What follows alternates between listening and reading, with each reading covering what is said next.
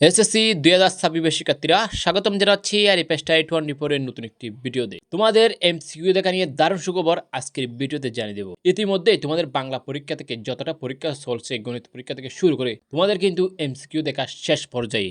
বাংলা এমসিকিউতে কিন্তু প্রচুর পরিমাণ শিক্ষার্থী খুবই ভালো করতেছে। অনেকেরই হচ্ছে 25+ এক পত্রের মধ্যে 25+ উত্তর হচ্ছে বেশিরভাগ শিক্ষার্থীদের। আমরা অনেকেই জানি, অনেকেই জানি না। আমরা যদি দুইটাই পত্র মিলে 20 নম্বর তুলতে পারি তাহলে আমাদেরকে পাস বিবেচনা করা হচ্ছে। অর্থাৎ প্রথম পত্রে হচ্ছে 30 এবং দ্বিতীয় পত্র হচ্ছে 30, টোটাল হচ্ছে 60 নম্বর। এখানে যদি শিক্ষার্থীরা 20 নম্বর তুলতে পারে দুইটাই মিলে এমসিকিউতে, তাহলে তাদেরকে পাস বিবেচনা করা হচ্ছে।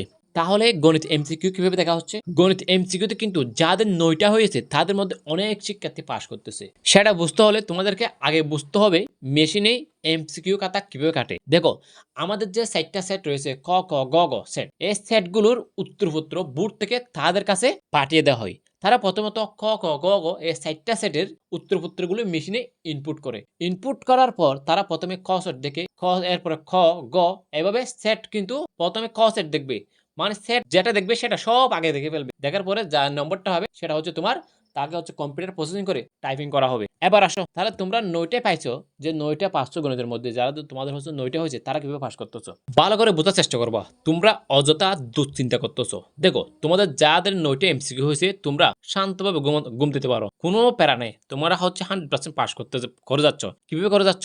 এই যে উত্তরপত্রগুলো বোর্ড থেকে সেখানে পাঠিয়েছে, কোনগুলা, যেগুলো তোমার হচ্ছে মেশিন যেখানে খাতা কাটে সেখানে যে উত্তরপত্রগুলো পাঠিয়েছে, সেই উত্তরপত্রের সাথে তুমি যে দাগিয়েছো সেখানের মধ্যে কয়েকটা কমপক্ষে ব্যবধান থাকে প্রতি বছর। অর্থাৎ তুমি যে তোমার যে 9টা এমসিকিউ হয়েছে সেটা তুমি কিভাবে বুঝছো? তুমি হয়তো কারো কাছ থেকে ভিডিও দেখছো, আর হয়তো কারো কাছ থেকে সমাধান করে নিছো।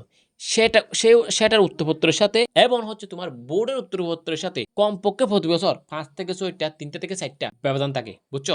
সেক্ষেত্রে অনেক শিক্ষার্থী আমরা দেখি প্রতি বছর হচ্ছে যারা 9টা এমসিকিউ হয় যাদের, তাদের মধ্যে অনেক শিক্ষার্থী পাস করে যায়। অর্থাৎ 30-এর মধ্যে যারা 9 পায় তারা হচ্ছে 100% পাস করে, আর 25-এর মধ্যে যারা 7 পায় তারা হচ্ছে 100% পাস করে। এটা নিয়ে কোনো ধরনের তোমাদেরকে প্যারা নিতে হবে না, একদম দুশ্চিন্তা করবে না, তোমরা 100% পাস।